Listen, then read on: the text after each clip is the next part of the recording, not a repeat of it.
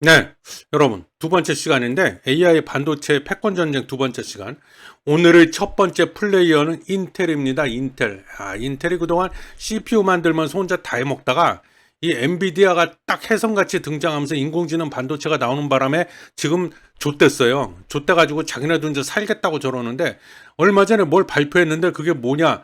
인공지능 반도체, AI 반도체, 다른 말로 가속기, 가우디 3랍니다, 이름이. 요거를 만들겠다고 딱 발표를 했습니다. 그래서 올해 3분기에 출시 예정이래요. 그래서 엔비디아가 만든 그 H100이란 모델이랑 비교해 봤더니 자기네가 만든 거는 전력 효율이 40%나 더 뛰어나답니다. 그러니까 전기를 40%덜 먹는다, 덜 처먹는다 이 얘기예요. 그리고 학습 추론 성능도 50%나 향상이 됐다. 근데 이상한 게 가우디3는 TSMC 5나노미터 공정으로 생산을 하겠다고 그러고 엔비디아는 2나노미터 공정으로 생산하고 있거든요. 근데 왜 5나노로 했을까? 좀 차이가 크죠. 근데 어찌됐건 인텔이 지금 이걸 발표했습니다. 예, 가우디 3. 그리고 자, 이게 지금 패권 전쟁이다 보니까 이제 서로 동맹을 맺었어요. 그래서 인텔은 누구하고 동맹을 맺었냐? 우리나라 삼성전자, 그리고 우리나라 네이버하고 동맹을 맺었습니다. 그래서 인텔은 아까 말한 가우디 3 인공지능 가속기 개발하고 그 삼성전자는 HBM 고대역폭 메모리죠. 그거 이제 만들어가지고 여기다 공급하는 거죠, 인텔에다가. 그리고 네이버는 뭐냐? 얘네가 LLM, 하이퍼클로바 X라고 LLM, 거대 언어 모델을 개발했잖아요. 작년에 아마 작년 8월인가 그럴 겁니다. 그래서 이제 이용 가치가 있는 거죠. 그래서 같이 인공지능 연구센터를 공동으로 우리 설립합시다. 그래갖고 인텔의 팻 갤싱어가 이렇게 이제 손을 내밀어 가지고 그래갖고 이렇게 삼각 편대를 이루어서 이렇게 셋이서 동맹을 맺고 이제 열심히 달려가고 있는 겁니다 지금. 그리고 참고로 이게 진영 간 대결이 됐어요. 또 다른 동맹 세력이 있는데 참고로 아시죠? SK 하이닉스, TSMC 그리고 하나가 어디요? 엔비디아. 얘는 이렇게 셋이서 동맹을 맺었습니다. 그래서 이렇게 지금 양 진영 간의 대결이 일어나고 있는 거고 패권을 자기네가 차지하기 위해서 패권 다툼이죠. 그리고 인텔이 왜 그럼 네이버하고 손을 잡았냐? 자, 이거를 좀 알아야 되는데 우리가 엔비디아가 지금 혼자 다 해먹고 있잖아요. 제가 1편에서 그랬잖아요. 가속기 같은 경우에는 그 시장 점유율 90%가 넘는다고 거의 100%입니다. 그랬잖아요. 엔비디아의 GPU에 의존하지 않고 인공지능을 하려고 이러는 겁니다. 워낙 독점하니까 자, 엔비디아는요. 인공지능 개발 플랫폼이라고 쿠다라고 있어요. 쿠다. 처음 들어보시죠? 쿠다. 요거 개발 플랫폼인데 인공지능. 요 쿠다를 자사가 만든 그러니까 엔비디아에서 만든 반도체 GPU나 뭐 이런 거기서만 그 가속기 이런데 그런 데서만 작동할 수 있도록 이렇게 만들어 놓은 거예요. 아주 그냥 잔머리를 잘 굴렸죠. 애플이 이런 짓을 잘하잖아요. 애플도. 그래서 독점을 할 수 있었던 거고 이런 식으로 해서 인공지능 반도체 시장을 그동안 다 해먹은 겁니다. 즉 다시 말해 모든 인공지능 개발자들이 있을 거 아니에요. 개발자가 이제 뭘 해요? 하는 일이 뭘 개발해요? 인공지능 서비스를 개발하잖아요. 수없이 많은. 그래서 예를 들면 그러려면 개발 플랫폼이 있어야 되는데 이 쿠다를 이용해 갖고 예를 들면 챗 GPT 같은 그런 인공지능 모델을 만들어 온 겁니다. 계속 개발을 했던 거예요. 근데 이게 이 개발자들 입장에서는 나는 좀 엔비디아 지겨워 갖고 다른 기업이 만든 인공지능 반도체를 좀 쓰고 싶은데 그래도 이게 이 쿠다 개발 플랫폼 쿠다하고 이 호환이 안 되는 거예요. 그러니까 쓸 수가 없는 겁니다. 그래서 싫으나 좋으나 엔비디아의 그 반도체를 써야 되는 거예요. 인공지능 반도체를. 그게 이제 그래서 불만이 많았던 거죠. 근데 그래서 인텔도 마찬가지예요. 그래서 인텔이 이제 이거를 좀 해소시켜주고 뺏어오려고 그래서 해소시켜준다기보다는 뺏어오려고 그런 거죠. 뭐 이놈도 똑같은 놈이에요. 예, 그놈이죠. 뭐 네이버하고 인텔은 그래서 서로 공동으로 연구소를 만들어 갖고 우리도 쿠다 같은 인공지능 개발 플랫폼을 만들어 봅시다. 그래갖고 이걸 만들어 갖고 개발자들이 그 인텔에서 만든 가속기 반도체 가우디를 쓰도록 유도를 해봅시다. 이래갖고 둘이 손을 잡은 겁니다. 예? 그래서 네이버가 아무래도 소프트웨어 이제에 강하잖아요. 그래서 LLM도 있고 뭐 거대 언어 모델도 개발하고 이런 경험이 있기 때문에 요 인공지능 개발 플랫폼에 좀 유리하겠다 싶어갖고 손을 잡은 겁니다. 인텔이. 예? 그래서 손을 잡았는데 자 저는 개인적으로 이게 이제 그 LLM 거대 언어 모델 네이버가 만든 하이퍼클로바 X거든요. 근데 이게 있는지도 모르는 분들도 많더라고요. 주변에 물어보니까 잘 모르더라고요. 그래서 이 하이퍼클로바 X는 챗 GPT 아시죠? 그거랑 비교했을 때 한국말 데이터, 한국어 데이터를 6,500배나 더 학습을 많이 시켰대요. 그러니까 한국어에다 강하다 이거예요. 그리고 자연스러운 한국어 표현은 물론이고 한국 사회의 법, 제도, 문화적 맥락까지 이해해서 소통하는 인공지능이다. 그래서 한국에 있어서 굉장히 특화되어 있고 유리한 그런 인공지능이다. 하이퍼클로바 X를 기반으로 한 네이버 인공지능 대화 서비스 클로바 X라고 있거든요. 이것도 모르는 분이 훨씬 더 많더만. 그래서 이것까지 이제 출시를 했는데 공개로 글로벌 빅테크 업체들과의 경쟁에서 국내 시장에서 주도권을 잃지 않을 것으로 기대되는 가운데, 그러니까 비유하면 그거예요. 우리나라 검색 시장의 1등이 네이버잖아요. 그리고 2등이 구글. 물론 지금 뭐 얼마 전에 신문 기사 보니까 또 그것도 바뀌었더라고요. 그래서 바뀐 건 아닌데 그 비율이 구글이 좀 늘었고 네이버가 줄었더라고요. 검색 시장 비율이. 그래서 네이버가 구글한테 조금 뺏겼더라고요. 근데 여전히 1등인 건 맞아요. 근데 구글이 맥을 못 추잖아요, 지금. 그래서 우리나라에서는 검색 시장에서는 네이버 때문에 뭐 그런 걸 얘기하는 거예요. 그래서 주도권을 우리가 잃지 않을 것이다. 어? 이 하이퍼클로바 X하고 클로바 X가 한국에서만큼은 1등 할 거다. 근데 개뿔 뭘 1등을 합니까? 일본이나 비영어권 국가를 확장도 모색할 수 있을 것으로 기대되는 부분이다. 이런 게 강점이다. 왜? 한국어 데이터를 6,500배나 더 많이 학습했기 때문에 챗 GPT 보다는. 예. 근데 실제 어디 그러나요? 누가 이걸로. 그래서 제가 좀 시간 절약하려고 미리 좀 해봤는데요. 이게 그 화면 똑같아요. 주소 있어요. 관심 있는 분 한번 써보세요. 그래서 클로바 짝대기하고 x.naver.com인데 챗 GPT하고 똑같아요. UI가 여기 프롬프트 있어요. 입력하는 창. 그래서 여기다가 뭐 질문을 쭉 입력하면은 대답을 해요. 얘가 이렇게 쭉 대답을 합니다. 그래서 이게 클로바 X. 인공지능 대화 서비스. 그래서 병자호란때 인조가 강화도가 아닌 남한산성으로 피신한 이유에 대해 알려줘. 질문을 던졌더니 이렇게 쭉 한 4가지로 정리해서 이렇게 대답을 한 거예요. 예.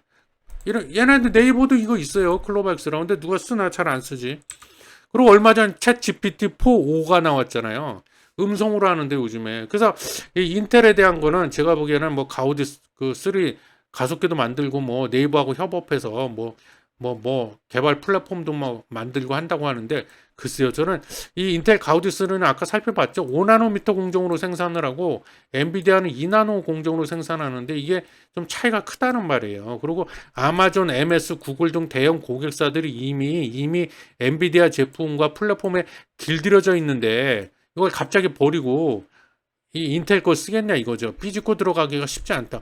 뭐 우리 개인도 그렇잖아요. 맨날 쓰던 것만 쓰잖아요. 왜? 익숙하고 편하니까. 또 오픈 AI, 구글 등 빅테크들이 자체 인공지능 모델을 위한 맞춤형 반도체 설계에 나서고 있다는 점도 인텔한테는 좀 안 좋은 점이에요. 그리고 예전에도 한 번 또 비슷한 일이 있었습니다. 그래서 인텔은 구글, 퀄컴, ARM 뭐 이런 데하고 협업해가지고 가우디 기반의 인공지능 플랫폼 구축에 나선 적이 있었어요. 근데 별로 그닥 성공을 못했습니다. 거의 실패했다고 봐야 돼요. 그래서 이런 적이 있었기 때문에 이번에 네이버하고 손잡고 뭐 그 플랫폼 뭐 구축한다고 하는데 글쎄요, 저는 좀 회의적입니다. 예. 그래서 그렇고 인텔에 대해서는 그렇고 지금 그런 상황이고 인텔은. 그리고 인텔이 뭐 아주 구체적인 거는 뭐 청사진 이런 거 안 나온 것 같은데 그 HBM 시장에도 뭐 진출한다 이런 얘기도 또 하고 앉았더라고요. 또 원래 인텔이 아시죠? 원래 메모리 그 D램이나 이런 거 그 인텔이 제일 먼저 만들었어요. 원래 인텔이 CPU 하기 전에 메모리 회사였습니다. 그래서 처음 나온 게 그 D램인가 그럴 거예요. 낸드 플래시는 도시바에서 먼저 개발한 걸로 제가 알고 있고 그러다 나중에 CPU로 이제 방향을 튼 거죠, 인텔이. 그래서 아마 그런 경험이 있어서 그런지 HBM 시장에도 진출하겠다 이런 얘기도 나오고 있습니다. 지금 인텔이. 예. 이러다 굶어 죽게 생겼거든, 지금. 예. 자, 그 다음에 두 번째 플레이어가 이제 우리나라 기업 삼성전자인데, 안타깝습니다. 제가 사면 초과에 몰리고 있다고 했는데, 이거 작년 반도체 부문 영업이익인데요. 이 꼬라지 보세요. 그 1분기, 2분기, 3분기, 4분기 다 적자. 4조 5,800억 손실, 4조 3,600억 손실. 그래서 작년 한 해 동안에 토탈 14조 8,800억, 15조가 손실이 났습니다. 영업이익이. 물론 올해 1분기는 뭐 흑자 맞죠, 여러분? 제가 아직 체크를 안 했는데 제 기억으로 반짝 흑자 난 걸로 알고 있습니다. 맞죠? 아니면 큰일인데. 예. 어쨌든 제 기억이 그래요. 그래서 작년에 하여튼 15조 정도 손실 났고, 그래서 HBM 주도권을 SK 하이닉스에 빼앗긴 것이 저는 이게 좀 타격이 크다. 예? 왜 그 참, 지금 SK 하이닉스가 5세대 8단 HBM 갖고 지금 엔비디아에다 독점 공급하면서 혼자 다 해먹고 있잖아요. 그래서 이게 HBM 2세대 HBM까지는 세계 최초 양산을 성공을 했어요. 삼성전자가. 그러다가 이 바보같이 2019년도에 HBM 팀을 축소를 시켰습니다. 축소를. 예? 저는 이거 보면서 LG전자가 떠올라요. LG전자가 스마트폰 사업에서 자꾸 빵꾸가 나니까 결국 백개 들고 철수했잖아요. 예? 그것도 LG전자한테 기회가 없었냐? 있었어요. 예전에 그 남용 부회장님이라고 부회장님 계실 때 그때 스마트폰 사업 이제 막 시작하던 그런 초창기였는데 그때 그거를 그 팀을 해체를 시켜버렸어요. 이게 무슨 돈이 돼? 이래가지고. 지금 뭐 땅을 치고 후회할 일이죠. 예. 근데 비슷하다. 그래서 몰라 여기는 이제 삼성은 축소지 해체시킨 건 아니었는데 어쨌든 그랬다. 그래서 지금 뒤늦게 부랴부랴 지금 뭐 쫓아간다고 저러는데 그게 단기간에 되겠어요? SK 하이닉스가 이미 다 해먹고 있는데 지금. 예. 그리고 참고로 그 데이터 센터가 원래 그런데 인공지능 데이터 센터는 더 심하다. 뭐냐 전기를 무지하게 처먹습니다. 예? 이 얘기를 왜 하냐? 조금 이따 하는 이유가 있습니다. 제가 그 엔비디아의 가속계죠 H100 요거 같은 경우를 예를 들면 GPU가 여기 GPU가 들어가는데 최대 소비 전력이 700W예요. B100이라는 그 모델은 1000W입니다. 1000W를 쳐먹어. H100 판매량을 보면 작년에 150만 개가 팔렸거든요. 올해 몇 개로 팔릴 거로 예상이 되냐? 200만 개. 그럼 두 개 더하면 도합 350만 개가 팔린다는 얘기인데 이 350만 개가 전기를 얼마를 쳐먹어야 되겠어요. 이거 전력 소비량. 리투아니아라는 조그만 나라가 있습니다. 과테말라 들어보셨죠? 소국가 조그만 나라. 이 나라들이 1년 동안에 쓰는 전기 사용량이랑 거의 맞먹는다. 예? 엄청나게 쓰는 거다. 도대체 전기를 왜 이렇게 많이 처먹냐? 자, 그럼 왜 그러냐면요. 제 1편에 제가 그 AI 인공지능 가속기 반도체 기본 원리 말씀드리면서 핵심 부품 뭐가 있다고 그랬어요? 딱 두 가지입니다 그랬잖아요. GPU 있고 거기에 HBM이 이렇게 있다고 했는데 이 둘 사이에 통신을 합니다. 통신, 데이터를 주고받아. 그래야 그 GPU가 연산을 하는데 이게 연결 통로로 구멍을 다 뚫어놨어요. 그래갖고 그 연결 통로가 한 1000개 정도 되는데 그러니까 일반 고속도로로 그냥 비유하자면 이해하기 편하게 데이터는 자동차죠. 그래갖고 이 자동차가 이 HBM에서 GPU까지 이동을 하는데 이 길이 이 도로라고 하죠. 이 도로가 한 1000개 정도 있는데 그 도로의 개수가 너무 부족한 거야. 왜? 데이터 양은 빅데이터. 인공지능이 그 학습해야 될 데이터 양이 어마무시 엄청나잖아요. 그러다 보니까 데이터 양, 자동차의 대수는 여기 지나가야 되는 자동차의 대수는 엄청나게 많은데 길이 너무 적어. 도로가 1000개밖에 없는 거예요. 그리고 또 이게 막 왕복 뭐 20차선, 30차선 이렇게 널찍하면 그나마 좀 나은데 도로가 또 비좁아. 뭐 왕복 4차선, 뭐 2차선 이래.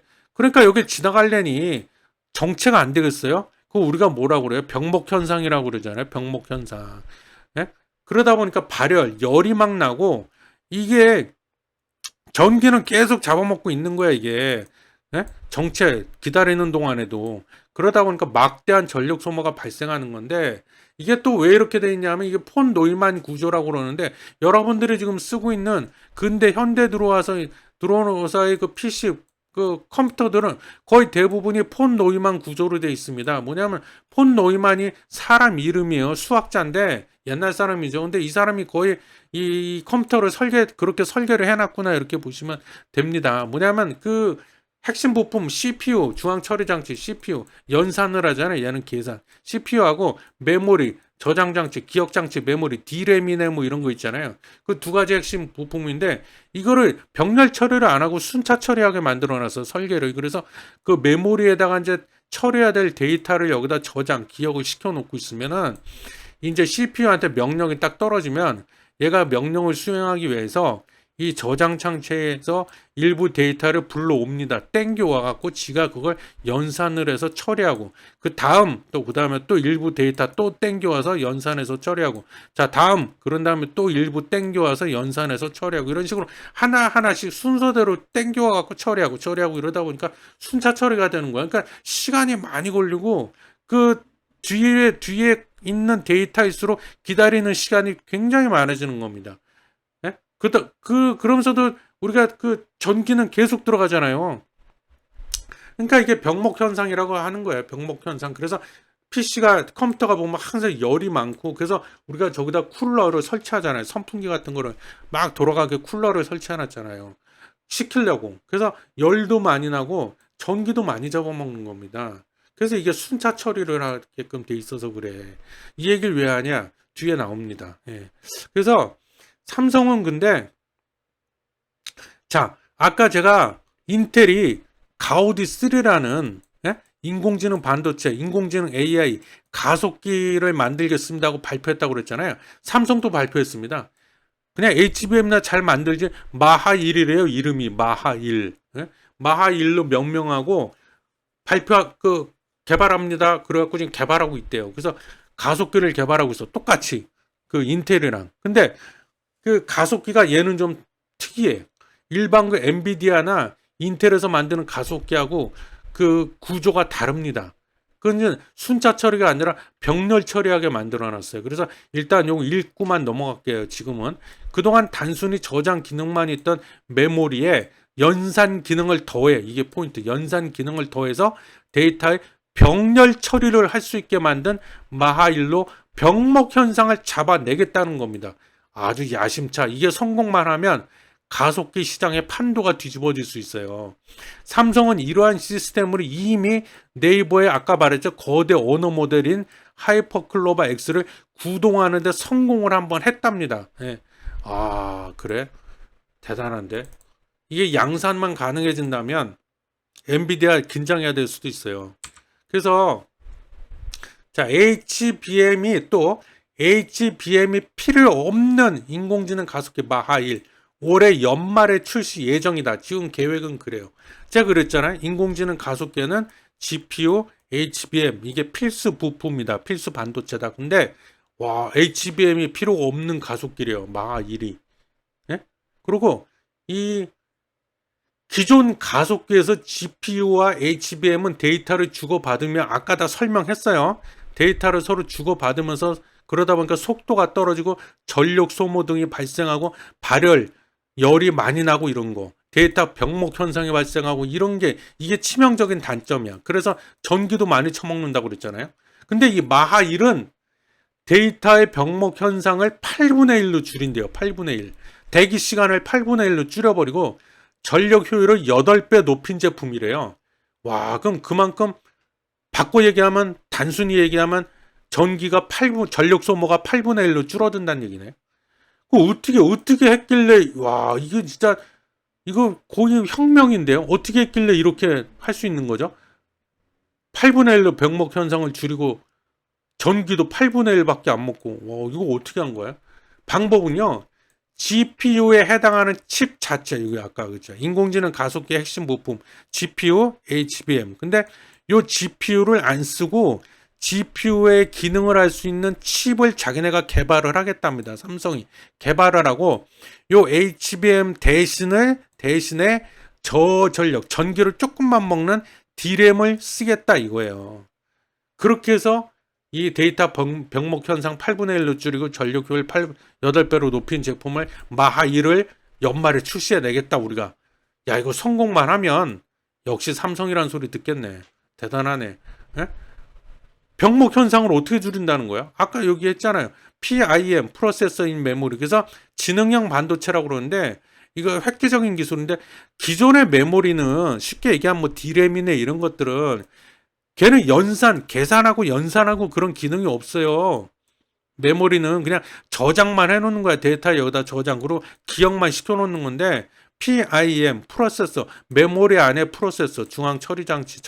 그래서 메모리가 자체적으로 일부 연산도 같이 할 수 있는 겁니다. 그러면 아까 얘기했잖아요. 그러면은 여기 이 HBM에 해당하는 그런 메모리에서 데이터를 GPU가 땡겨오면서 자기가 연산해서 처리도 함과 동시에 일부 또 데이터는 이 메모리가 자체적으로 동시에 또 연산을 해내니까 양쪽에서 동시에 연산을 진행하니까 훨씬 속도가 빠르잖아요.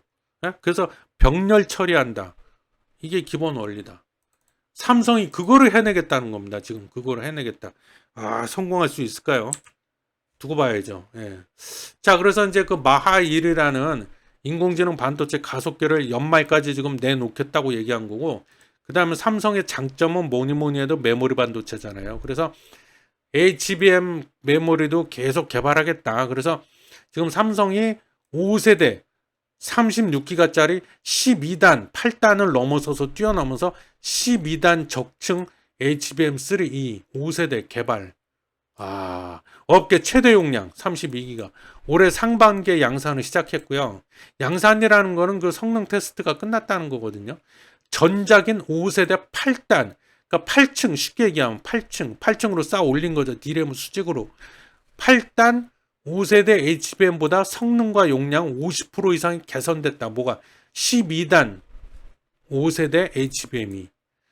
이것은 초고화질 영화 230편에 이르는 데이터를 뚝딱 1초 만에 처리 가능한 엄청난 속도네.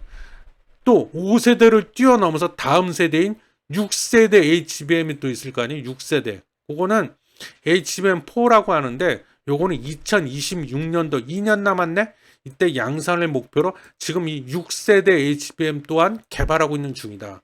6세대 넘어서 계속 가는 거죠. 이제 7세대, 8세대. 지금 무어의 법칙이 이미 깨진 지 오래다 이런 얘기 많이 하잖아요. HBM 보면 그래요.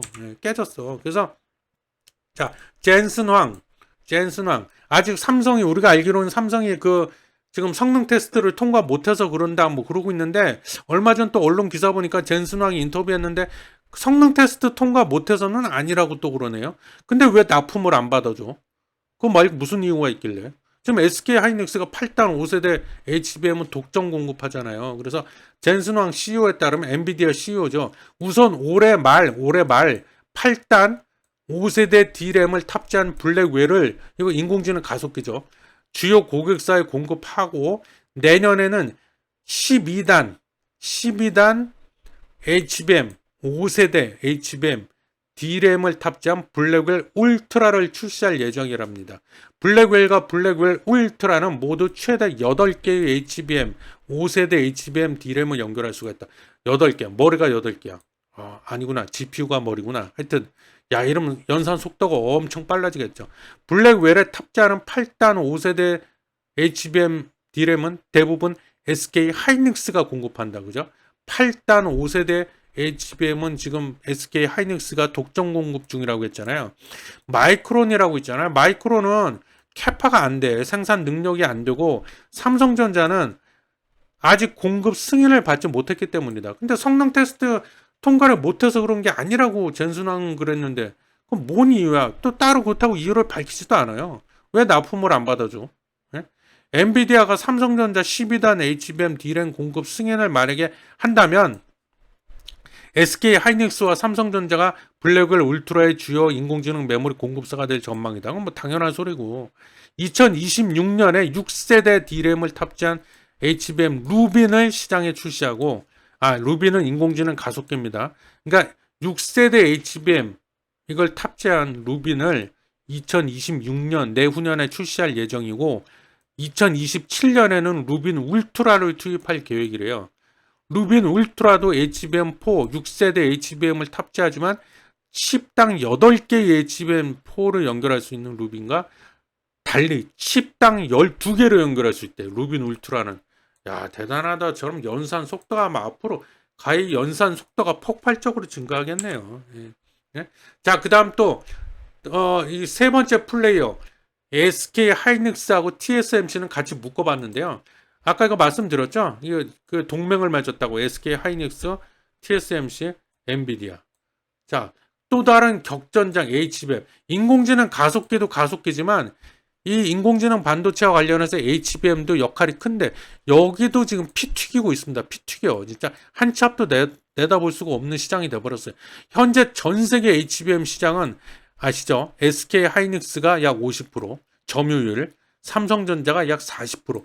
우리 둘이 다 해먹고 있어. 둘이 양분하고 있고, 엔비디아 물량은 아까 말씀드렸죠. SK 하이닉스가 독점하고 있고, 삼성전자도 어떻게든 좀 뒤밀고 납품해 보려고 지금 애쓰고 있는 중이고. 근데 결국엔 납품하겠죠. 예. 현재 TSMC, 대만의 TSMC는 SK 하이닉스가 생산한 D램하고 베이스 다이, 좀 생소하죠? 이게 뭔지. 요거를 받아가지고 다른 부품과 함께 조립, 즉 패키징한 후에 엔비디아에 납품하는 형태입니다. 그래서 여기 보면 동맹인데 SK 하이닉스가 HBM을 개발해갖고 여기다 이제 공급을 하고, 그러면은 이 D램이랑 그 베이스 다이하고 같이 직접 SK 하이닉스가 만들어갖고 TSMC에다 주면은 TSMC가 다른 부품이랑 같이 조립, 즉 패키징을 해갖고 여기다가 엔비디아한테 공급 준다는 거죠. 그럼 엔비디아가 인공지능 가속기에다가 거기다 이제 그 TSMC한테 또 위탁 생산, 파운드리니까 위탁 생산을 또 거꾸로 맡기면은 얘가 이제 최종적으로 다 조립을 해갖고 그 만들어낸다는 거죠. 가속기까지. 그리고 그 가속기라든가 그 GPU 이런 반도체, 인공지능 반도체 설계는 엔비디아가 맡아서 하고, 이렇게 이제 다 이렇게 돌아가게 돼 있는데 이게 이제 깨지게 생겼다는 거죠. 그래서 지금 현재 나와 있는 게 5세대잖아요. 아까 살펴본 5세대 8단 HBM, 5세대 12단 HBM 이렇게 나와 있고, 지금 6세대가 또 개발 중에 있는데 HBM을 6세대, 차세대 6세대 HBM부터는 둘의 SK 하이닉스하고 TSMC가 공동으로 함께 개발하기로 약속을 했대요. 아니 파운드리가 뭔 개발을 해 칩을. 근데 하여튼 그래서 하지만 TSMC는 6세대 즉 HBM4부터는 5나노미터 이하 공정을 적용해서 자기네가 직접 베이스 다이를 생산하겠다고 천명을 했습니다. 여기 써있죠. 지금 현재는 어떻게 돼 있냐. 지금 현재는 5세대니까 SK 하이닉스가 D램하고 베이스 다이를 다 직접 생산을 해서 던져준다는 거예요. TSMC에다. 근데 6세대 즉 HBM4부터는 그렇게 안 하고 TSMC가 베이스 다이를 직접 만들겠다. 이렇게 이제 나온 겁니다. 그 베이스 다이가 뭔지는 좀 이따 말씀드리고, 삼성과 SK가 양분하는 시장에 TSMC가 삐집고 들어오는 거야. 우리도 해먹을래 이러고, 우리도 직접 이거 만들어 볼래 이러고 머리 뒤밀고 나오는 거죠. 그럼 SK 하이닉스로는 입장이 난처하지만 결론만 얘기하면 TSMC한테 맡겨야 됩니다. 이거 베이스 다이 직접 생산하게끔 맡겨야 돼요. 그 왜 그러냐면 6세대부터는 어차피 공정을 더 미세 공정으로 바꿔야 돼. 5나노 이하로 바꿔야 된다고 합니다. 그래서 아시겠지만 SK 하이닉스는 파운드리를 안 갖고 있잖아요. 그러니까 위탁 생산 맡기는 수밖에 없어. 근데 파운드리는 둘 중에 한 군데다 맡겨야 돼. 뭐 많지도 않아. 우리나라 삼성전자 아니면 TSMC인데 삼성전자에다 맡겨요. 그 경쟁자인데 경쟁사한테 맡길 수는 없잖아요. 영업비밀 다 뽀록나게. 그래서 할 수 없이 좀 불안하긴 하지만 그래도 TSMC한테 줄 수밖에 없다는 거예요. 그래서 줘야만 하는 입장인데 경쟁사인 삼성한테 줄 수는 없는 일이고, 그리고 아까 얘기했잖아요. 어차피 줘야 된다. 왜? 6세대 HBM부터는 베이스 다이 공정을 5나노 이하로 바꿔야 되기 때문에 그래요. 예. 그래서 지금 이제 TSMC까지 이제 우리도 해먹을래 이러고 이제 베이스 다이를 직접 만든다는 핑계로 지금 이러고 있다. 예. 그래서 베이스 다이가 또 뭐냐? 참고로 이게 HBM 구조거든요. 밑에 있는 거는 5세대까지는 이렇게 만들어요. 여기 파란색으로 이렇게 얇게 파란색으로 되어 있는 거, 이게 베이스 다이예요. 베이스 밑에 깔려 있는 다이, 어떤 틀, 이렇게 그냥 쉽게 이해하시면 돼요. 그래서 이 베이스 다이 위에다가 D램을 적층, 수직으로 8단, 12단, 8층, 12층 이렇게 쌓아 올립니다. 그리고 여기다 구멍을 쭉 뚫어요. 통로. 그래서 일로 데이터가 왔다리 갔다리 하게끔. 그리고 여기 이쪽에 GPU가 있는 거고. 근데 6세대는 또 이렇게 안 하고 GPU 위에다 베이스 다이를 만들어 놓고 그 베이스 다이 위에다가 D램을 수직으로 쌓습니다. 이렇게. 완전히 그냥 일종의 고층 아파트처럼 이렇게 돼버렸죠. 완전히 수직 구조로 이렇게. 이게 6세대예요. 그래서 베이스 다이, 이게 베이스 다이인데 이 베이스 다이를 6세대 HBM부터는 TSMC가 직접 생산하겠다, 만들겠다 이렇게 나온다는 거예요. 다시 여기 이렇게 된 거예요. 이게 베이스 다이. 베이스 다이. 그죠? 그리고 이게 D램 수직으로 쌓아놓은 거. 그리고 구멍을 막 뚫어놨다고 그랬잖아. 데이터들이 왔다리 갔다리 할 수 있게끔. 그래서 6세대부터는 지금까지 5세대까지는 그렇지 않은데 6세대 HBM부터는 그 베이스 다이가 일부 연산까지도 직접 할 수가 있습니다. 그러면은 그 발열이나 이런 게 더 줄겠죠. 그리고 전기도 더 덜 잡아먹겠네. 일부 연산까지 직접 하니까 얘가 병렬 처리가 더 되니까. 그죠? 예, 그렇습니다. 그래서 구글, 메타, 마이크로소프트 같은 AI 빅테크와 엔비디아 같은 AI 반도체 업체들이 개발의 속도를 내면서 HBM 경쟁도 점점 더 치열해지고 있다. SK 하이닉스가 현재 엔비디아에 공급하는 HBM 제품은 5세대인데 벌써 차세대인 7세대 얘기가 벌써 나오고 있어요. HBM4E 개발 계획까지 나올 정도다. HBM3E 이게 몇 세대일까요? 5세대죠. 5세대부터는 1년 단위로 그 세대가 변하고 있다. HBM4E 즉 7세대는 내후년인 2026년 기술 개발이 완료된다는 것이다. 그럼 뭐 2027년이나 2028년쯤에 양산이 되겠네. 예? 예, 지금 이런 그래서 HBM 시장은 또 다른 격전장이 돼가고 있다 지금 이렇게 있습니다. 그래서 여기에 이제 누가 그러니까 지금 현재로서는 스코어가 어떻게 돼요? 인공지능 반도체, 인공지능 가속기는 엔비디아가 1등 먹고 있고 거의 독점하다시피 하고 있고 HBM은 우리나라 SK 하이닉스가 거의 독점하다시피 하고 있는 이런 형국인데 이게 언제 또 바뀔지 모른다는 거죠. 예? 아까 인텔 얘기도 하고 삼성전자 얘기도 하고 막 그랬잖아요. 그래서 일단 오늘 시간이 꽤 좀 많이 길어진 것 같은데 그래도 좀 설명드릴 건 드려야 될 것 같아 갖고 약간 지루하셨을 것 같은데 죄송하고요. 오늘은 여기서 마치도록 하겠습니다. AI 반도체 패권 전쟁 오늘 2편이었습니다. 감사합니다.